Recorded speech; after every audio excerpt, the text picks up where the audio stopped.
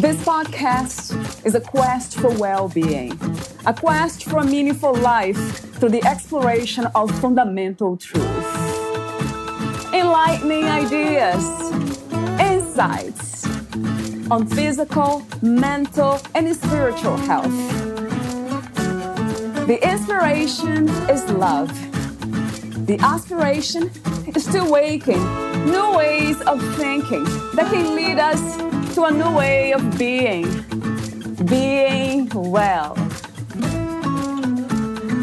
Welcome to Body, Mind, and Soul Healing Conversations.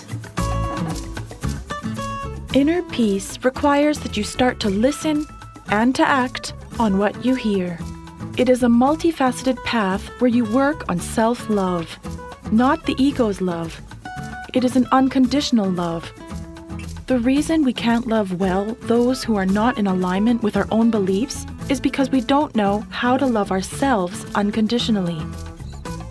We each contain within us our shadow side, the side that is clearly illustrated by those we encounter who agitate us. We need to love those parts of ourselves as well as the parts we like. We can work to change aspects of ourself we don't like, but the starting point has to be unconditional self-love.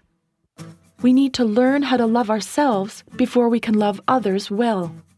Jesus, the ascended master, not the religious being, showed us what perfect love is like. It is a wonderful goal to embody that feeling and to project it outward in our everyday life, says Theresa Joseph. In this episode, Theresa talks about her inner peace journey and how we can all find the extraordinary in the ordinary. Theresa Joseph is the author of Everyday Mystic, Finding the Extraordinary in the Ordinary. Everyday Mystic, Daily Messages for a Life of Love, Peace, and Joy, and the Everyday Mystic blog.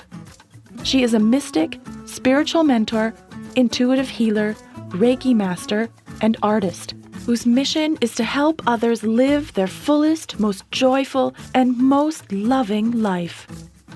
Joseph guides readers through her popular Everyday Mystic series to fully embody the marriage between their humanity and their divinity, enabling them to bring deep inner peace, joy, and love into their lives.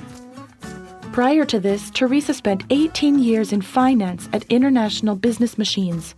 She has a bachelor's degree in economics and an MBA in banking and finance. Here is the interview with Theresa Joseph. In your own words, who is Theresa Joseph? That's a good question.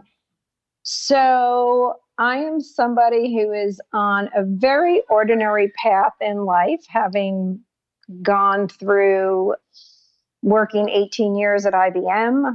I got a degree in economics and an MBA, but never found, I think, the deeper meaning and the inner peace that I was always looking for.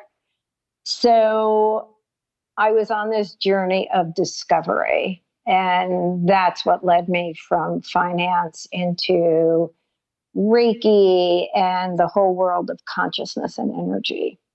Wow. Yeah. And what a wonderful world, right? It's incredible. Yeah. So before I begin asking you some specific questions about lasting inner peace and your books, I have a few general questions. I call them warm-up questions, as I mentioned before recording. The first one is, what is another word for life? I would say love. That's beautiful. What is love? And so I think love is something that it's almost an energy with which we live our lives. The life being kind of the outer manifestation of love. I think love with a capital L is what, in essence, created us and what we carry with us through life. And I think a lot of life is journey to express love in all its many forms. Yeah, later on, I'll be asking you some more questions about unconditional love. But for now, what do you think is the opposite of life or the opposite of love? The opposite of love. I would say fear, and I would say that because really the opposite of love is the ego, and the ego in all of it, its manifestations are usually generated by fear. So I would say the opposite of love is maybe the ego would be a better answer, but the ego or fear is the opposite of love. I like the way you connected life to love and ego to fear, right? Mm-hmm. What is the meaning of freedom to you? So that's interesting because I think the whole idea of freedom is also a lifelong journey. Yeah. In my own case, I grew up in a family that was highly dysfunctional. So I thought freedom would be escaping that family. And without a lot of money, I thought freedom would be making a lot of money. And so as I journeyed through life and saw what freedom meant to me at different times, what I found is that when you get that kind of freedom, it lasts for a short time, and then you find something else that you need to be freed from. So I think what freedom means to be now is to be able to live life every day with whatever life throws at you, but at the same time being able to maintain equanimity, to be able to maintain inner peace, to be able to maintain a loving attitude and love for even those people who are irritating you at that moment or worse. So to me, that's the lasting freedom that I found outside of kind of ego-generated solutions. Wow, I like that. I like that a lot, Theresa. I guess the question that comes to mind is there a difference between being calm and being peaceful? For me, there is. Right. I was never what you would call a calm or peaceful person, but there are moments where I could be calm in a situation, but that just usually meant like the exterior was calm. And to be peaceful to me is a qualitatively different experience, because when I hear peaceful, I think of inner peace. And so if I could be not calm, but really maintain inner peace, regardless of what's going on around me, then that's the state of being that I want. I think calmness is like a step toward inner peace. You know, you do want to be able to be calm and maintain that calm in any situation. Yeah. But we want it to go deeper. Oh, I see. So to be calm, it kind of requires methods in a way, external methods, right? Being around nature and all these things that we have to do in order to be calm, right? Right. I love that. Yeah, we'll be talking about inner peace in a minute, but then that triggered me to think about other questions now about inner peace. So would you say that being peaceful within also allows us to make major changes in our lives, or just accepting what is happening as they happen, the way they happen? I think it's almost both. And let me explain. When we can attain inner peace, I think what happens is the way we react to situations around us changes, so then that changes the situation. Wow, I like that. The way we react to things that happen around us will change the situation itself. Exactly. And then the second part of your question, I think it is also true that inner peace requires some amount of acceptance. In fact, it requires total acceptance of the moment that is. So if people are yelling and screaming around you, then the first thing is just to not resist that, to just accept, okay, this is a situation I find myself in. This is who these people are, at least on the surface. And so that starting point already brings you peace. The acceptance, yeah, The understanding. acceptance. Right. Moving on with my general questions. What is your greatest joy? My children. There's no question. Yeah. What is the world's greatest need, in your opinion? I think the world's greatest need is unconditional love. Right. Yeah. Who, where, and what is God to you? So I think God is the energy of love, the active energy of love that permeates all of life. It is a part of me and a part of you. It's a part of a tree. It's a part of a cat and a dog. It's just infused into everything. So I don't see God as a separate entity. I see it as part of who we are.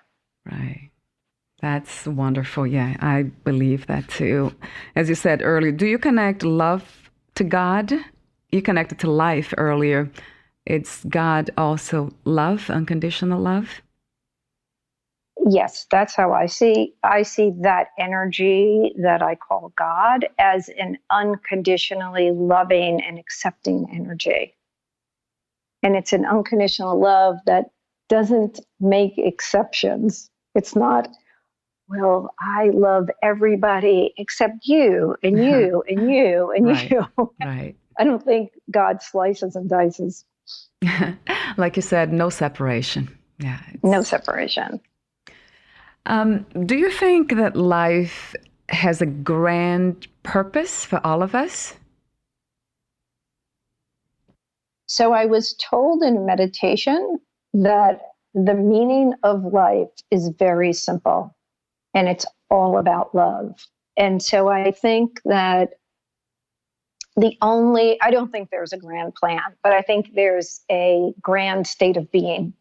And it's the state of being in love with yourself and with the world. And that we have a lot of diversity in the world to help each of us get to that point of loving unconditionally, even those things that are not like ourselves. Right. And as you said, it starts with us loving ourselves unconditionally. That is huge. And it is the first step because we can't love anyone better than we love ourselves. And I'm not talking about the ego's love. I'm talking about that true unconditional love that comes with deep humility, to understand that I can love myself even though I'm not perfect, even though I have tons of room for improvement. The starting point has to be loving myself. And then I can work on each of those things that I want to improve. Yeah.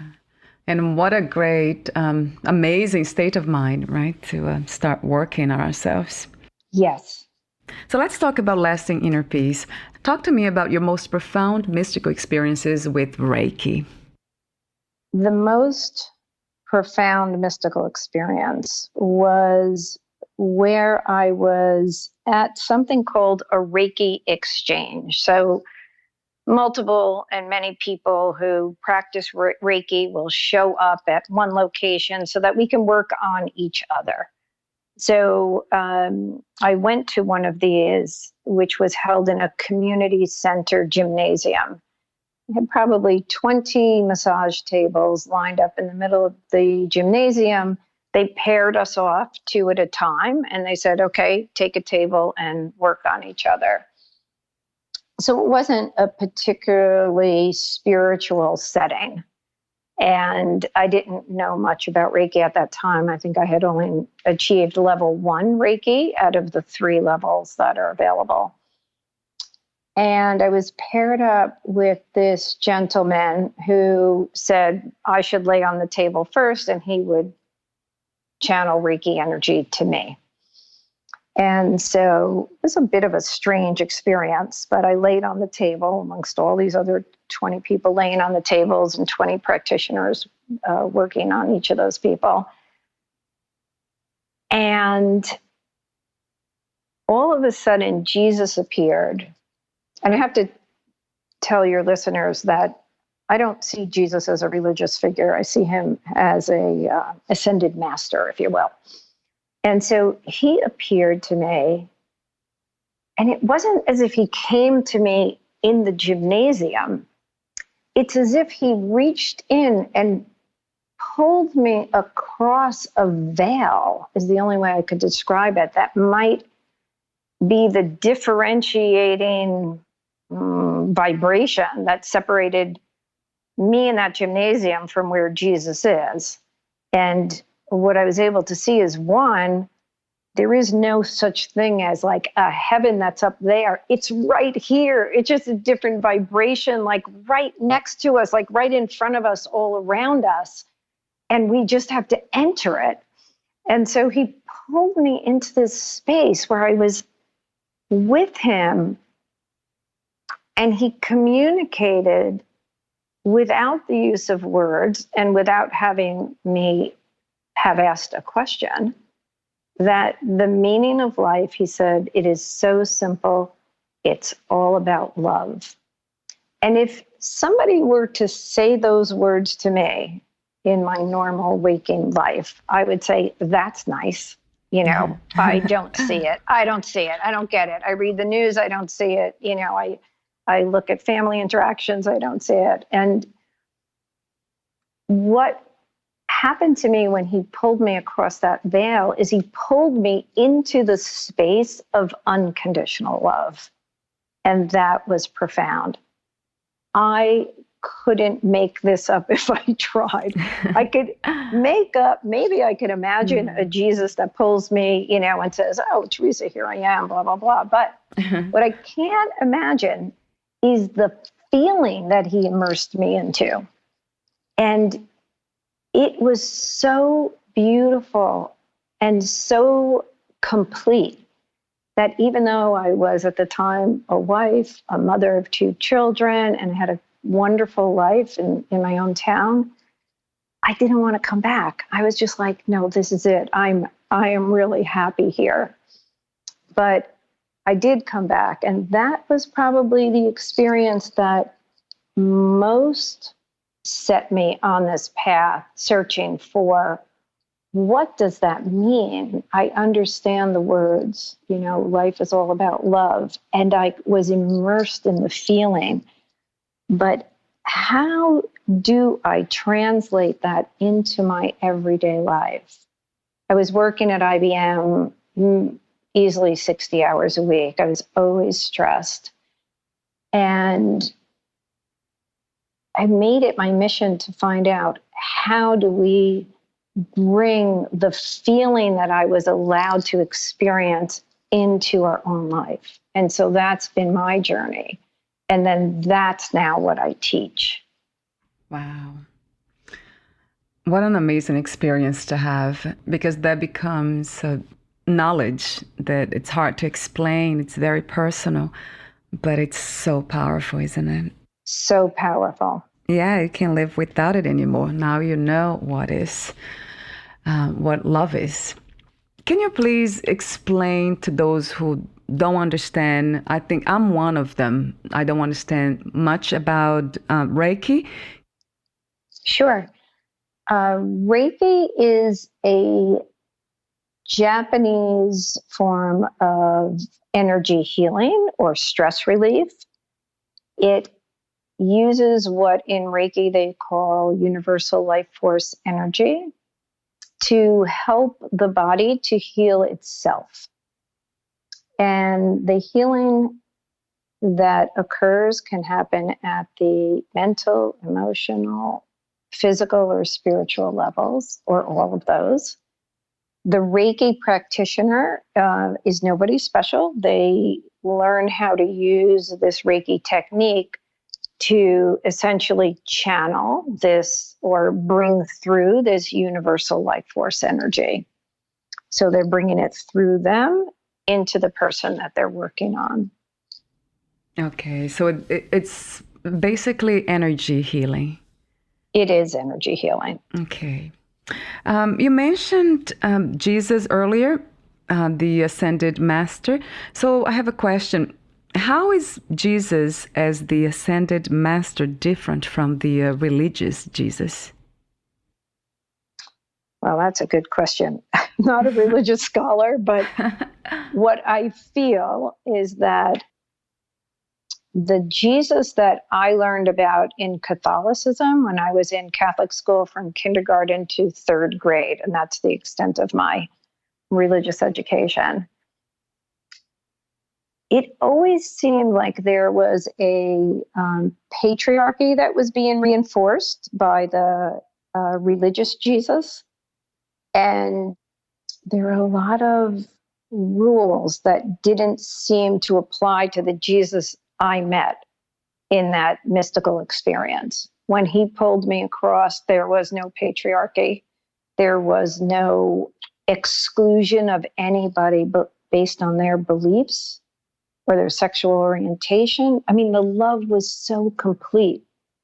And there was also no sense of anything punishing, that there was really any right or wrong. I mean, certainly we want to live our lives based on what we think is right. But there was no sense that, well, if you do this, you will be punished and sent to hell or limbo. It didn't seem like any of that existed. Right. Oh, wow. So yeah. I see Jesus as a teacher for all time. But if we can separate him from the religion, I think he becomes much more accessible. Right. Yeah, I heard about the Christ consciousness. That might be the ascended master idea. Yes. Ideal. Going back to your journey in search of inner peace, I know you engaged in different methods to maintain that state. Let me see, I have them here. You mentioned talking to angels. Was that one of them? Yes, that was one of the first things I tried. Right.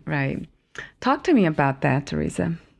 So I read a book by Trudy Griswold, and I can't think of the title right now, but it explained that we had angels all around us, and to hear them, all we had to do was engage them.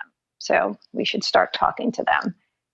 And where I worked at IBM, we didn't have a lot of opportunities to talk to angels, and I'm sure they would have thought we were insane to do so.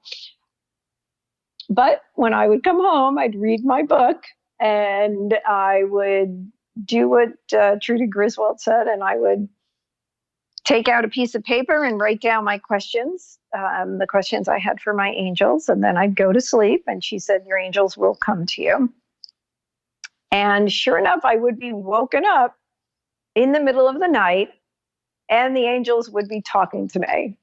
And I would just write down whatever they said. And it was a very awkward process because I thought I really could be making that up. Did I just want to hear this answer or that answer? And what I did at the time was, instead of judging it, I did question it. But instead of judging it, I just wrote down anything that I felt that they were saying and just put the book away. And so I just kept doing that. And that was many years ago now. But right. So I had those early messages. Do you still do this? You still talk to them? Or not anymore? No, I don't. And it's not deliberately. It's just that the journey kept evolving. And so I started by talking to my angels. But then in Reiki sessions that I was doing on private clients, Jesus would appear and he'd start talking, or Mother Mary would appear and she would start talking. So I just followed the breadcrumb trail wherever it led me. Right. I like that. Yeah. Following the flow of life. But I have a question about intuition. Would you say that listening to our own intuition, talking to angels, are they the same? And if they are, what would be the difference between, how do we know it's our intuition or the angel's voices in our own beliefs and our own desires? That's a good question. So I would not assume it's an angel talking to me, I think, unless I asked specifically. for my angel to talk to me. Intuition is a powerful, powerful tool. And I do think that our intuition, in addition to being like reading whatever biologically or energetically what's around us, I do think that our intuition is our higher self. And I'll say like higher self with a capital H, capital S, speaking to us. So it is that part of us that's connected to, whether it's the angels or God or, source energy, universal life force energy. I think our intuition is that voice speaking to us, like what our higher self knows. And what happens, I think, a lot of times with intuition is we ignore it because oftentimes it may not be rational. Oh, wow. So I can give you an example if you want. Yes, that'll be great. Very, very simplistic. I was walking with a few of my friends to the beach near my house, and my son was riding his bike. I want to say he was probably about 6, so he knew how to ride a bike. And he was about 20 feet in front of me. Mid-sentence with my girlfriend, I just broke off and started running toward my son. As soon as I got there, it was just in time to catch him as he fell over. Oh, wow. And my girlfriend looked at me and she said, "How did you know to do that?" And I said, "I didn't know." I said, intellectually, but something in me said, "Run, like he needs you." So I think with that example, a lot of your listeners will think, wow, that's happened to me. I've done that. That's a time that I listened to my intuition and it was the right thing to do. And you're right, a lot of times doesn't make sense. And then we question with the intellectual mind. Exactly. Let's say the ego mind. Yeah, there's a lot of questioning. And what I do find with intuition is it happens usually very present moment. Like you have to act that moment at that very moment. Right. Oh, wow.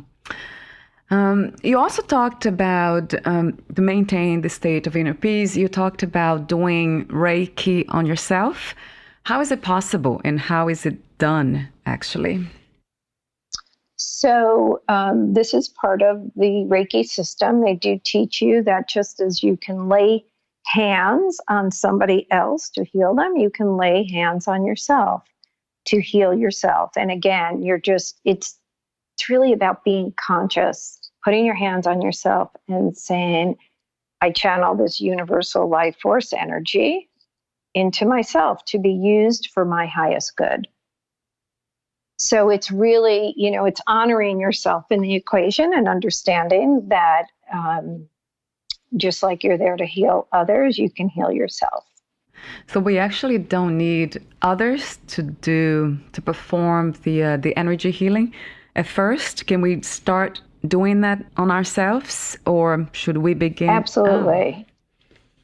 You can start as soon as you learn the Reiki 1 level healing, you can do Reiki on yourself. So here's the thing, and this is, I'm not sure what the absolute answer to this is yet, but yes, we can do Reiki on ourselves. The problem is that if we're really suffering deeply, sometimes it's hard to get out of the way and just let that energy flow through you. So it does seem that there's a reason there's 7 billion of us here on the planet. Like I do think we're meant to somehow help each other. That's great. And maybe that's the only reason, that if I'm really in trouble, I want one of my Reiki friends there and saying, let me help you. Because I don't feel then that I'm at the clearest channel at that moment. That's a great observation, though. Really great. And it's true. Yeah. And I love what you said, that we are here with so many of others similar to us. In a way, we all one thing, really, one energy, one universal force to help one another. Yeah. I like that a lot. You also mentioned that you released yourself from the clutches of the ego. Can you tell me what did you do exactly to release yourself from the ego, and what does it feel like not to have it? Oh my goodness. Okay. There wasn't one thing. This is work that started in 1998. So it's been going on for a long time. Right. And it's not done.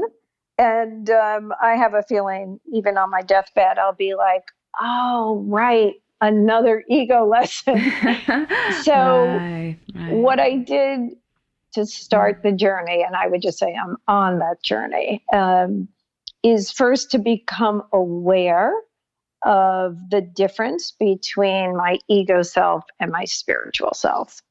And before I realized that there was a difference, I was probably blissfully unaware, although blissful might be a strong word because I really wasn't blissful. I was very unaware.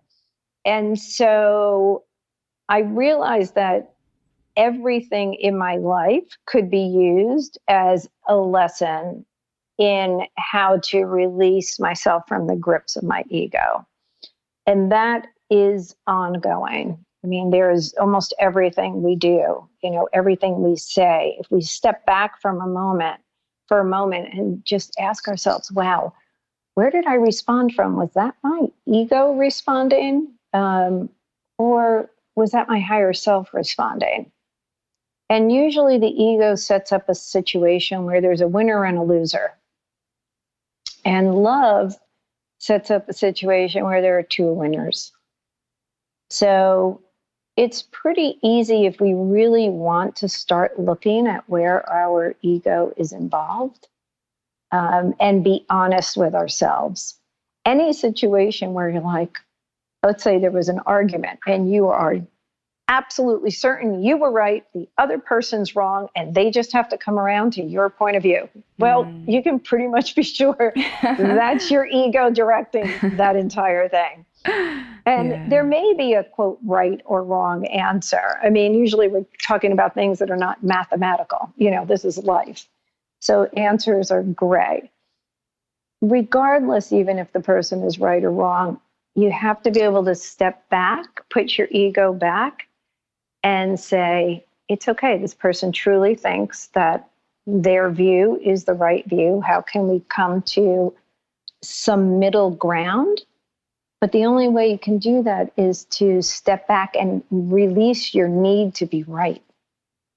And that's just one example. I mean, ego is a very deep, deep, deep topic. And there are so many examples, and it just weaves its way into our lives. One of the channeled messages I received about ego, I was told that the ego is insidious. And it really is. Even people have egos about having no ego. Oh, I've done all that work. I have no ego. And then, as soon as you hear that, you're like, well, I guess there's still something left to do there. Or they have ego around being spiritual, or they have ego about being vegetarian. I mean, pick anything, but it can really crop up in so many ways. Wow. Have you met anyone who seemed to be, to you, it seemed to be ego-free? Free from the ego? On kind of an international stage, I would say whenever I see Eckhart Tolle speak, I think that man really doesn't have an ego. I think he's achieved it. On a more personal level, I think I have friends who are really so close, I think, that have very little ego. Let's put it that way. So I think I'm lucky enough to know a few of those people. So how would you describe someone who is close or has achieved, like you said, Eckhart Tolle? What is about him, or what is about these people that inspires you to have this idea that they are ego-free? I think it's their serenity and their joy. And when you're in the presence, so that's like more of a personal relationship, when you're in the presence of somebody who's ego-free, you never feel like you have to defend yourself. Right. You never feel like you're being judged. That makes sense. Yeah, that makes a lot of sense to me. So the other method you mentioned to maintain a state of inner peace was meditation. And I guess my question is, can you describe what it feels like when meditation is practiced the right way? That's a good question.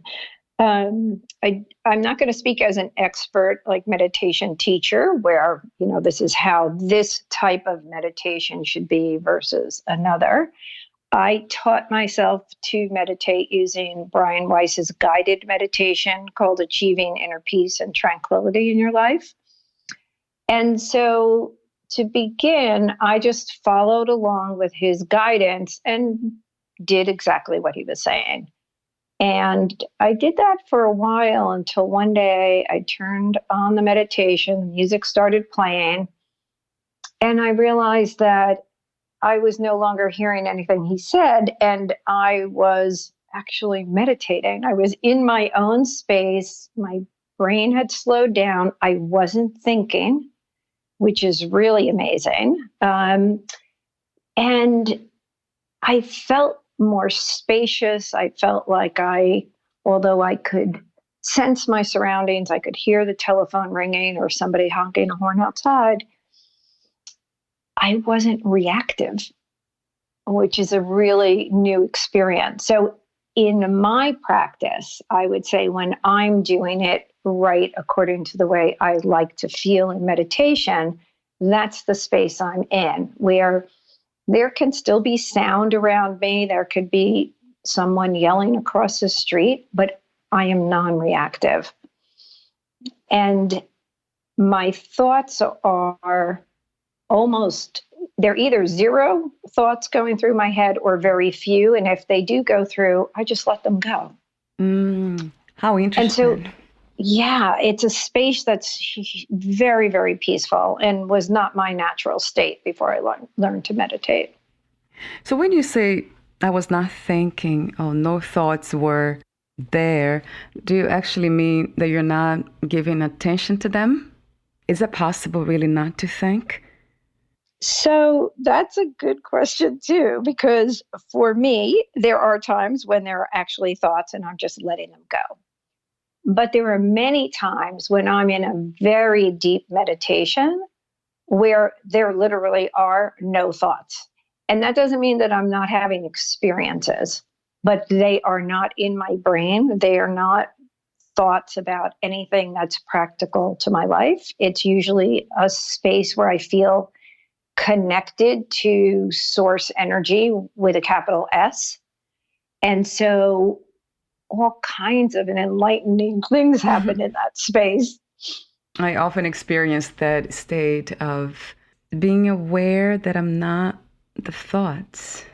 And that's very interesting when you know you're not thoughts. Yeah. Exactly. Yes. And you realize there's something above that or grander or larger than the thoughts that are generated by your brain. So what inspired you to look for that state of inner peace or lasting state of inner peace? I was raised in a household that was very abusive, alcoholism, and all the dysfunction that goes with that. So I never actually experienced a peaceful environment. And when I went out, graduated college, started working, I thought maybe a peaceful environment would come from living on my own. And then I thought, well, maybe it will come because work is so stressful. Maybe it will come when I'm on vacation. And in fact, it did. Yeah. Vacations were great. I was very peaceful. But then the moment I got back to work or got back to everyday life, there was this level of stress and inner turmoil. So what I was looking for was a state of being that lasted past a vacation and that could be carried through everyday life. It could be carried through mothering 2 children, taking care of a dog, being married, working at IBM. I mean, there needed to be something that lasted. And I hadn't found that.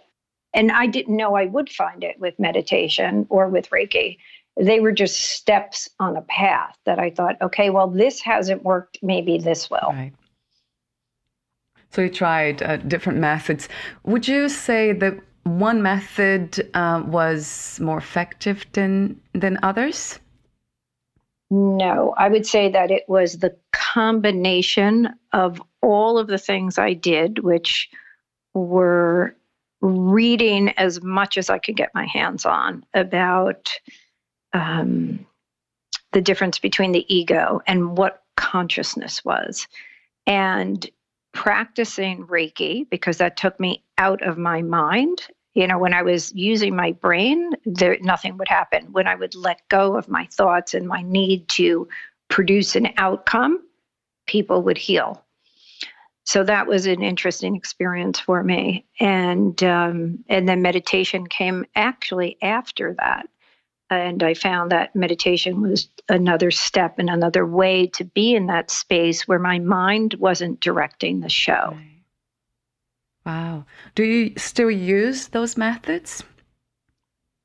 I still meditate, and I still read whatever I'm drawn to spiritually, and finding teachers like Eckhart Tolle or Andrew Harvey. I mean, people who really have been on this path for a long time and can still help us. In Ram Dass, I love his work. Oh, yeah, me too.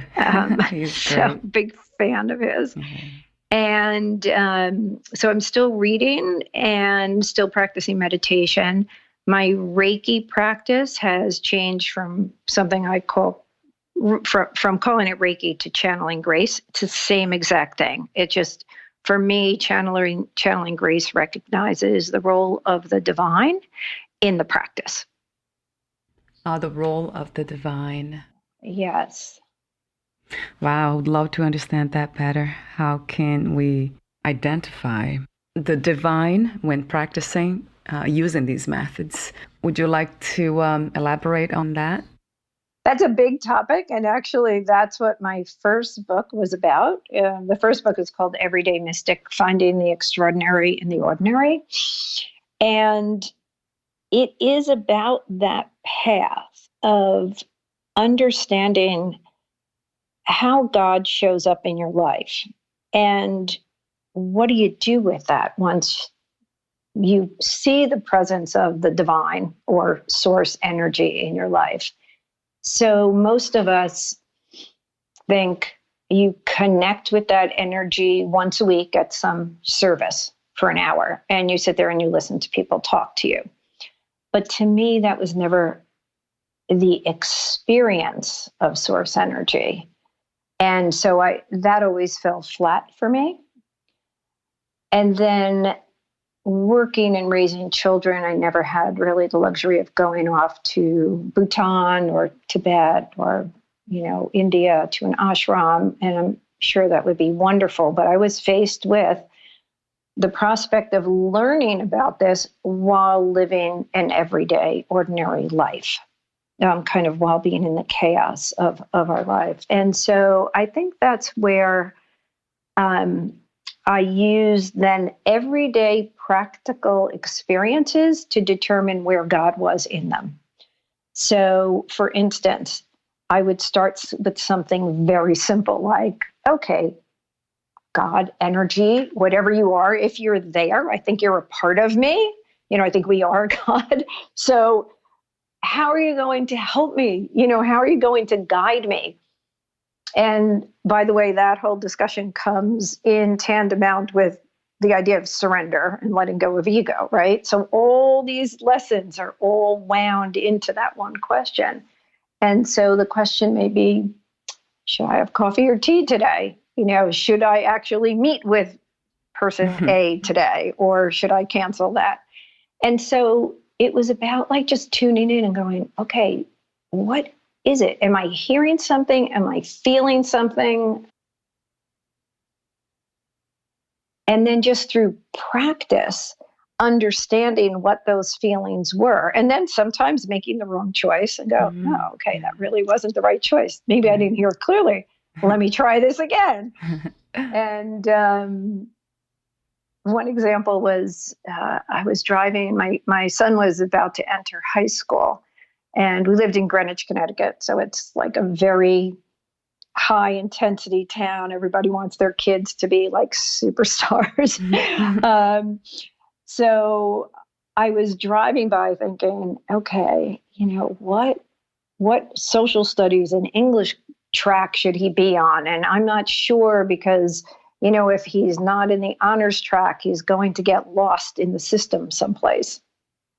And I was driving past the high school and having these thoughts and thinking, oh, I'm not going to stop there. I'll never get parking. I'll never be able to meet with the person I need to meet with because it's always very busy.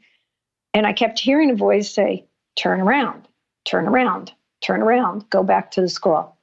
So finally, a couple of miles past the high school, I listened, I turned around, I went back to the school. There was the parking spot right in the front, which is, almost impossible. It never happens. And then I walked into the school, and the teacher I needed to meet with, who would normally be in class all day, was right there in the hallway. So I came face to face with this person, had the discussion. He gave me the guidance I needed to place my son in the right program. And it was just done.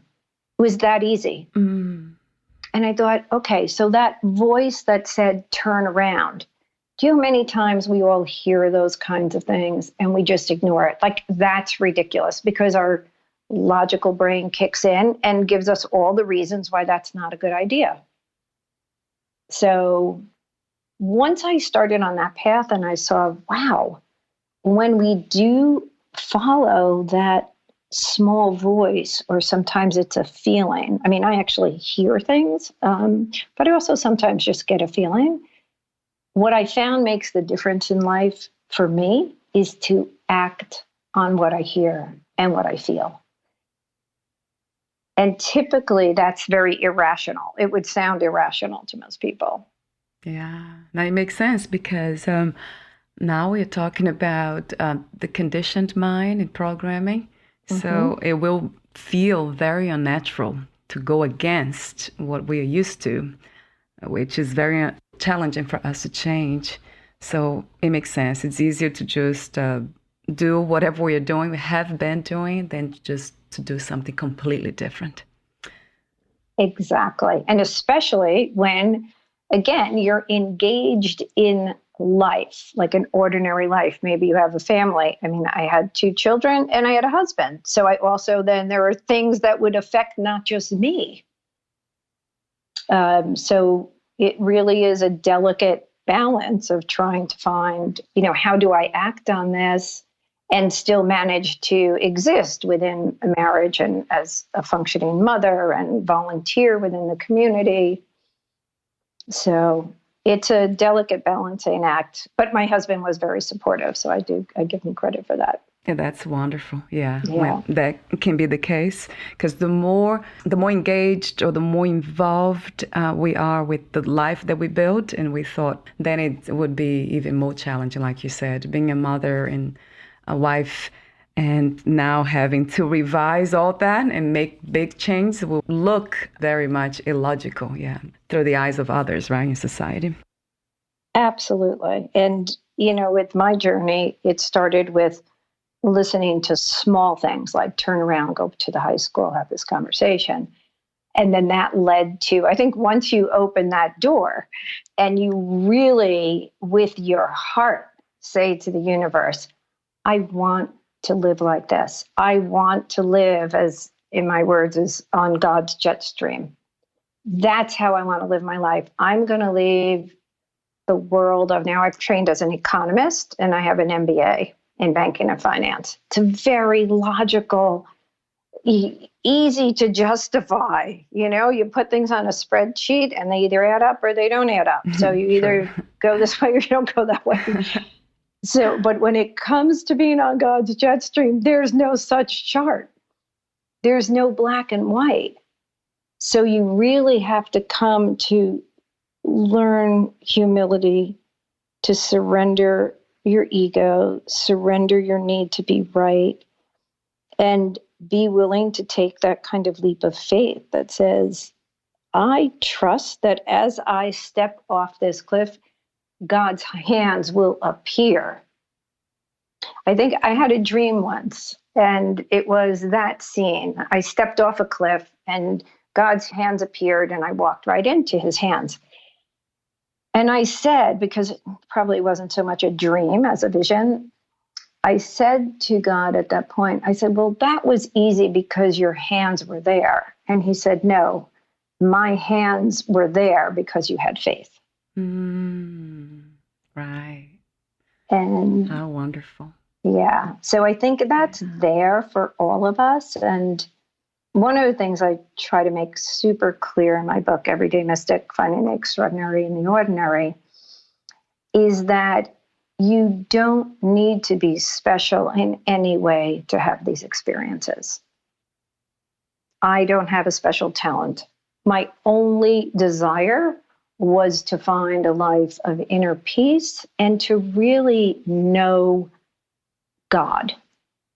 If there is a God, then these things can happen. If there's not, then let me try and fall on my face, and that will be the end of it. Oh my God. Yeah, I love that too. Yeah, that trust, right? Either way, you just trust goodness and greatness.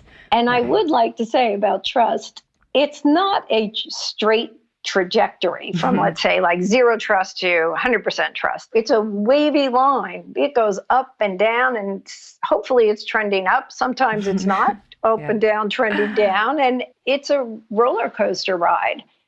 But if you just keep at it and put one foot in front of the other, you will find that the experience has, much more peace and love and joy in it than anything you can conceive for yourself. Yeah, I agree. Let's talk about unconditional love. How is unconditional self-love connected to lasting inner peace, Theresa? So I always thought the reason I didn't have inner peace was something outside of me. Okay, well, it's the childhood home. Well, now it's not the childhood home. Now it's work. It's not work. Now it's this person. And so what I learned very late in my life, and it was really through the Reiki sessions that I've done with friends on myself and having friends work on me and working on other people, what I realized was that I wasn't loving myself unconditionally. I loved myself conditionally. It was a reflection of the world around me, right? I mean, we're pretty much in Western society, we're raised like that. It's just like, well, we will appreciate you when you achieve X, Y, and Z. And so I embodied that. I would be very hard on myself for my failings and be happy when I achieved something. But then you realize, well, that doesn't last very long. That happiness because of your most recent success is fleeting. And then, of course, as we're on this path, we learn, well, that's because that is all of the ego mind. So what's left then if you take away the ego mind? And so that's the journey, right? Well, okay, then what am I and what's inside of me? And what I realized, and this was because of a experience I had with Jesus, like where he pulled me across that veil. And he let me feel that unconditional love. And I thought, wow, well, if he let me feel it, it's not just so that I could feel it, so that I could say, okay, when I die, I'm going to feel that. Great. It's got to be because it's here now. And so I made it my mission to find that. And so this has been a lot of self-work to kind of tease out all the shadow sides of me and saying, okay, so if that you have that insecurity, own it. Don't push it away. Just own it and say, okay, and now that you own it, if you really don't like it, start working on it, start changing yourself. And if you're not motivated to change it, then just accept that it's there and love it. So I had a dream where I was locking parts of myself in a closet where we used to keep our dirty laundry. Yeah. So You don't have to be Freud to figure that out, right? So I'm locking away those less desirable parts of myself. I don't want to air the dirty laundry. And so that was one of the more visual clues I got that just said, take out the laundry, air it, let it see the light of day, own it. And then I was like, wow, I have so much more energy to even get through the day because I'm not beating myself up, starting with all my dirty laundry. So it doesn't mean that you don't try to improve yourself. It doesn't mean you don't work on yourself. But your starting point, instead of being like from down at the bottom of a 10-foot hole in the ground, you're starting at ground level. It's like, yeah, okay. So that's kind of how, my journey to unconditional self-love has been a long one. But it's really changed me. And then what I realized is that, wow, now inner peace is not elusive. It's not dependent on who's around me. It's not dependent on the perfect job or the perfect this. It comes from inside me. So then what you realize is you start changing the world around you.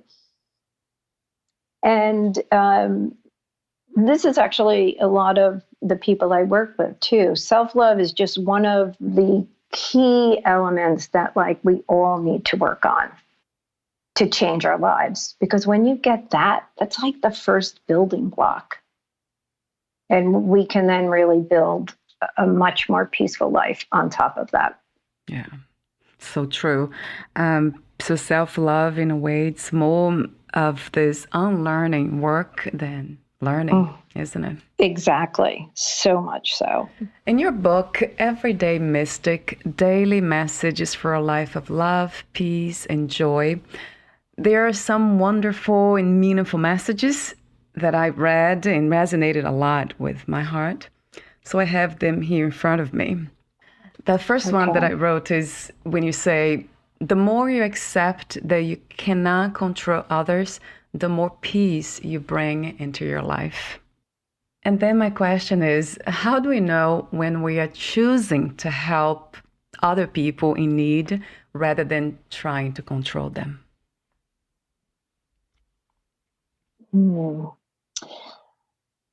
So let me think about that for a minute. Because, as a mother and as a friend and as, just a person within any society, we're constantly faced with that, right? We see somebody who's really struggling, and maybe we've done some work on ourselves, so we might see a path forward for them. So I think the first step, though, is to identify where our ego is in that wanting to help. So is it because we think we just know better? Because we're so smart? Because we've been on the path maybe a little bit longer? And if that's the case, then I think we need to just step back and because once it's the ego in charge, you're trying to control the situation. You're trying to control their life. I think it's David Hawkins who says the best gift you could give to humanity is raise your own level of consciousness. So I think that's the difference. And the other key, if you're trying to suss out what's me trying to help and offer support and loving guidance versus control, is how vested are you in whether the person does what you say. So you can say, hey, this has worked for me, which by the words are much better words than you should do this. So this is what's worked for me. And if you can walk away from that conversation totally at peace, not vested in whether or not they do that, not then go back home and get on the phone with your other friend and go, they should do this, but I know them. They're not going to. They never do. So that's control. That's wanting to control the situation. And so it's always about the role of the ego in that process. So in a way, it's not being interested in change the situation one way or another. You just wish for the best, and you try to maybe give suggestions. But like you said, there's no forcing. You're not trying too hard. Exactly. And what it is ultimately is honoring their free will. If we believe in a source energy that has granted us free will, and that is my belief, and I know that that source energy respects my free will, then I'm being asked to do and to extend that courtesy to everybody else in my life. Yeah. Yes. You also wrote, reach for a miracle. You must reach for the impossible while things are still possible. That's beautiful. The question I have here is, what would be an example of an impossible thing that all of us should reach for? Okay. So what should we be reaching for before it's too late? In other words, like in terms of that. Okay. Yes. I mean, I hate to bring up the virus, but we're right here, with the coronavirus. Yeah, so here's something, and, many will disagree with me, but I think healthcare should be a right in America, right? So how about we reach for that before we are struck with a crisis where then, we don't have the appropriate materials, or people don't go to the doctor because they can't afford to go, in spite of health insurance, maybe their deductible is too high. So that's one thing. But another is, how about world peace?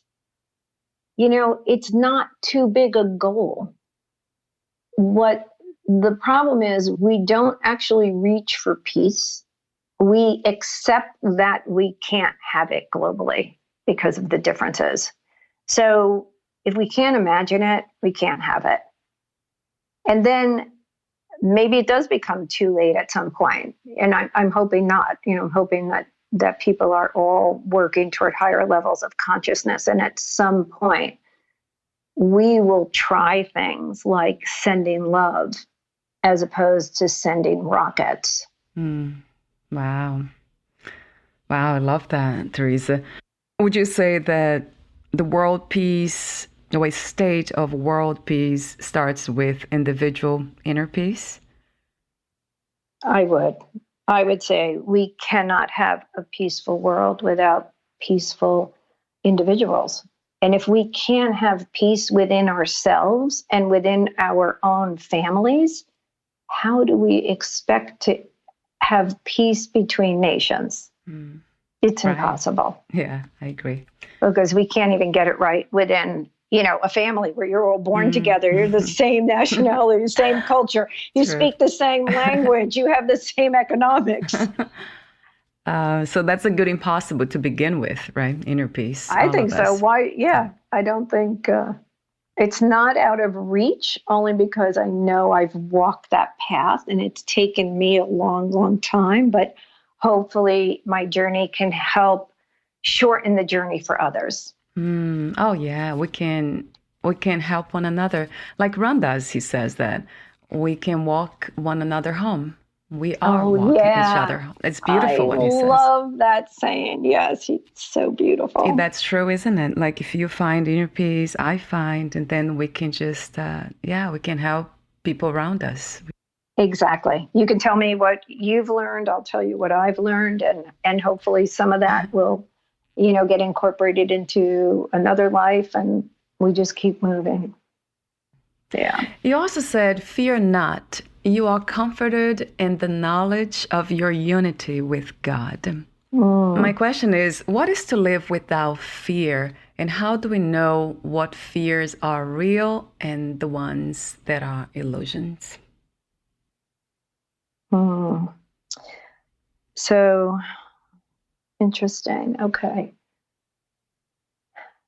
I think the closer we get to God and the closer we get to love, like with loving ourselves, but also like the big grand love with a capital L. That's like another way I experience God. the less fear we innately have, because you start living again on this God's jet stream and in God time. And so you start trusting that even an event that may seem like a negative thing from the outside is actually there for our learning and our deepening of our consciousness and the deepening of our inner peace. So I think that journey in itself just starts to dissipate fear. And then the other part of your question, though, is how do you know when fear is legitimate? And so the answer to that question depends on the level of consciousness of the person who's experiencing whatever the situation is. Okay, so if I'm walking down the street and I see a situation where I think, wow, that doesn't look safe, and I'm feeling that in my body, then it's not about pushing past that, going, oh no, I'm a spiritual person, I could just walk through that, gunfight right there and not be injured. No, I mean, I'm not at that level of consciousness. If I see that happening, I'm going to go hide. However, at another level of consciousness, at a much higher than where I am, I think you can actually pass by what would seem like a dangerous situation to me and actually not get injured. And I use as an example the book Left to Tell, Surviving the Rwandan Holocaust. And the author, it's just such a beautiful story. I mean, after all this tragedy and horror that she experienced, I mean, she really raised her level of consciousness during the Holocaust. And in spite of the terror and terrible acts that were committed against her family. And when she was finally freed from this house that she was hiding in, she was able to walk past some of these soldiers, and it was almost like she wasn't seen. And so I'm probably not describing in the exact detail, but that was the feeling. And I read that book so long ago, so it's not the details aren't fresh in my mind, but I remember it was a dangerous situation. She had to walk past these men, and she said it was almost as if she wasn't seen. And I thought, that's a different level of consciousness than where I am. So that's why I say I think the reality of fear is dependent on what you consider fearful. And we manifest our fears. True. And the thing about fear is that it feels so real when it takes hold of our minds. It does. And then you have to take those precautions, because that's the space. Like if you could feel it, then that's actually the vibration you're putting out into the universe. And it will result in a situation to be fearful of. So then it's wise to take the precautions, the practical precautions. Yeah. So in a way, we are creating our reality by being so fearful. And on the other hand, we have to be aware of danger, because that's real. That's absolutely, yeah. And we have to be aware of our own level of consciousness and what we're capable of overcoming and not. Yeah, right. I like that. Yeah, just being realistic. In your book, Everyday Mystic, Finding the Extraordinary in the Ordinary, you talk about the 7 stages of faith. I think you have doubt, betrayal, anger, bargaining, resignation, surrender, and then the 7th, it's faith itself. So those are based, of course, on my own experience where, I had tremendous amount of doubt, but I was always putting myself into situations that caused me to need saving. But that's maybe it's like many teenagers, maybe it's just me, having grown up in the 60s and 70s. So I would have a lot of doubt, but then I think, well, there is nothing else that can save me. How am I not going to get pregnant this time? Or how am I, how am I going to die from taking this drug or driving a lot of people did at that time, completely intoxicated. But because I was in those situations, I would just say, okay, God, I need your help. But it wasn't a prayer like from my head. This was way down in my heart going, there is no other option. Like this has to manifest like as I'm seeing it. And like, God, I need you to do this. But the doubt it wasn't a straight trajectory. It was this wavy line that goes up and down, or maybe I did something that needed saving and everything would go my way. And I'd be like, look at that. I'm pretty lucky. I'll do the same thing again and think, that probably wasn't God. That was just me. I'm lucky. So it's a funny journey. A lot of people don't get what they want when they pray, and then they feel like God betrayed them or they get angry. I never felt that way because I always, at some level, took responsibility for my role in the situation. And if God didn't pull through for me, well, then I'm not going to sit there being a victim. I now have to take my own steps. So I always feel like at these stages like betrayal and anger, that if you feel betrayed by God because he did the opposite of what you wanted him to, one, understand that he probably has a better plan than you did. But if you can't even get there, then just let it go and move on. Start creating the life you want, or start changing your behavior so that you don't need this God who doesn't seem to fulfill your wishes. And that's where I say, like, I have to take responsibility for my own actions in each of those situations for which I needed saving. And then there's bargaining. So bargaining is all right, we've all done this. Okay, God, if you do this for me, I'll do that for you. Right. That is funny, right? It's a funny one, right? So yeah. A lot more times for me anyway, God would hold up his side and I wouldn't hold up mine. And I'd be right back at the bargaining table as if I had a leg to stand on. So that's a funny one. But, again, it's see how it's working for you. If it doesn't seem to be working, then, again, push God aside and just do it yourself, and stop putting responsibility on everybody else, whether it's God or this person or that person. Just get on with it. And then you have 5, resignation. Resignation. Right. Yeah. So I think kind of resignation and surrender are a bit similar. You kind of, resignation is like you give up trying to ask God for help since he doesn't seem to give you what you want anyway. So it's kind of like, oh, wow. go on your own way. Again, my feeling was, well, I'm not going to give up asking, because what if just this one time he does this for me? And anyway, I say he, by the way, and I don't believe God is a masculine energy. I believe it's a non-gendered energy. It's so far past our need for a dualistic vision of it. But anyway, the point being that what did I have to lose?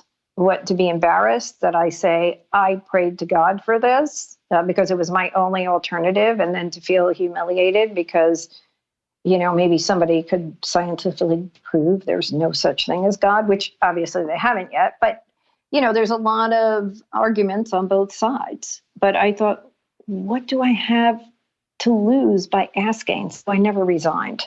But, that is a stage. And then when you finally get to surrender, this is the place where life starts getting easier, because you stop telling God what you want. You stop bargaining with him. You've a little bit resigned to the fact that maybe he's there, maybe he's not. But if he is, you start to realize, if you can connect all the dots, that he's actually doing for you the things that make your life better. So maybe it's just time to pay attention. And the more of that you do, and for me, I needed to write these things down. So each time something would happen where, there was a miracle or something that I'd prayed for came to pass, I would be able to kind of look back and connect the dots and see, at least for my life, was that the result of luck? Or was it something so totally extraordinary that there's no other explanation? And the book is full of those examples. And then you have what I call faith. And mine, by the way, is not like a rock solid. It still varies. Like I tend to need a lot of proof. And you learn that the whole universe is designed to give you both what you want and what you need. But though at that point, you start realizing, because you've done enough ego work, that you really want to just surrender all your wants and desires to the divine, so that it's the divine plan that you just live, as opposed to some plan that you had designed in your brain. And that's a level of surrender and faith that it's not easy, but it's doable. Again, I know only because I'm not in any way special, and I've seen the effects in my life. I won't say it's rock solid. Every single thing I do is completely surrendered, but I have learned enough to know that surrendering is the path to my highest good. Wow. That makes so much sense to my heart. Do you also use the word acceptance? Do you connect surrender of faith to acceptance? I do, because when you're surrendered and you have faith, you're accepting what is. And that's an important thing because, back to the inner peace, when we don't accept what is, we have a lot of turmoil in our life, because then we're, okay, we have to change this. We get angry, we get incensed and blah, blah, blah. So, acceptance is a whole other level, but it's about surrendering to what is. Would you like to add anything, or perhaps read a passage in one of your books, Theresa, before I begin asking you my final questions? Okay. The double final. I don't think I'd like to read anything, but I will share one message that I received in meditation, which was one of the key messages for me as I walked my path.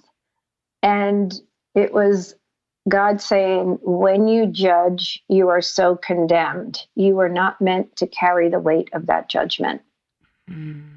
Wow. That is so powerful, isn't it? Yeah, It was a powerful one for me because again, being in the ego, was very judgmental and very justified in my judgment. Yeah. So I would always go back to that. Yeah. And say, this is not my job. Right. The judgment has a lot to do with blaming and finding fault in others. Completely. All the time, right? Completely. So my final questions to you, unrelated, but perhaps related to the topic. How do you define success? What is success to you? Oh, so to me, success now is being at peace, to living a life that is infused with love, peace, and joy, no matter what is going on around you. What was the hardest lesson to learn about yourself? That I wasn't perfect. Oh, yes. No, the hardest lesson was to learn, one, that there was a separation between my ego self and my spirit self, like my ego self and my true essence. Because I had been led to believe that what I thought was me was actually all this thing that I now learned was an ego self that I wanted to get rid of. So then what was left? So I think the whole ego lesson is a very, very hard one to learn. Yeah, it is, isn't it? If you knew you would die soon, meaning losing the body, would you make any changes in your life? I have to say, probably not. I mean, I feel like I'm at a place where I really am at peace, and I have a great relationship with my children and my husband. I adore my friends. I feel like I'm at a good place. Wow, I love that answer. And in a way, it's almost like it has been said before, it's dying before we die. And maybe Yes. inner peace or peace might be that state of mind of dying before losing the body. We just are in that perfect state already. Well, that's such a good point, because that, I think, is what began my journey when Jesus pulled me across the veil. That dividing line, that's just right here. It's right next to each one of us. It's just going from a state of not unconditional love into a state of unconditional love. And once we do that, that's what death feels like. That's exactly what he let me experience. And so my mission when I came back was to just do that for me. I want to be in that state all the time. I know I didn't cross over there just to know what it felt like to die. I mean, it does. It feels great. And so I'm also not afraid of that. But there was a bigger message, the message that he gave me when he did that. He told me about the meaning of life. He said, it's so simple. It's all about love. So I think that's our journey. That's interesting. I hear that over and over and over again. By everyone that I talk to. Yes, and it doesn't matter what tradition they come from, who the messenger is, it's always the same message. Yes, the same message. That's right. What are 3 things about life you know for sure as of this moment? That the meaning of life is very simple. It's all about love. That's number 1. That when we can let go of our ego and love ourselves unconditionally, our life becomes much happier. And that I do believe that there is something bigger than us that we're a part of, and that enables us to create in this world, and that we have a choice as to what we create. Yeah, I like that we have a choice, right? Yeah. Thank you so much, Theresa, for this conversation. It has been peaceful. That's the word, really. Great. So thank you so much for your presence. I felt it throughout our conversation. Yes. And thank you so much for providing this opportunity and doing what you do so these messages can get out there. And if people want to learn more, they can get my books on Amazon or go to theresajoseph.com. That was my last question. Okay. Where can we find more information about you? So that will be your website and Amazon. Is there any other place? No, I'm not a huge social media user, so those are the 2 places that are the best. Wonderful. Thank you so much again, Theresa, and we'll talk soon. Thank you. I really appreciate it. Bye for now. Bye-bye. Thank you for listening. To learn more about Theresa Joseph, please visit her website, theresajoseph.com. To learn more about this podcast, please visit fitforjoy.org/podcast. I want to thank the Patreon members, Lawrence McGrath, Mark Basden, Terry Clayton, and Aidan Vickrock. Thank you again for listening, and bye for now.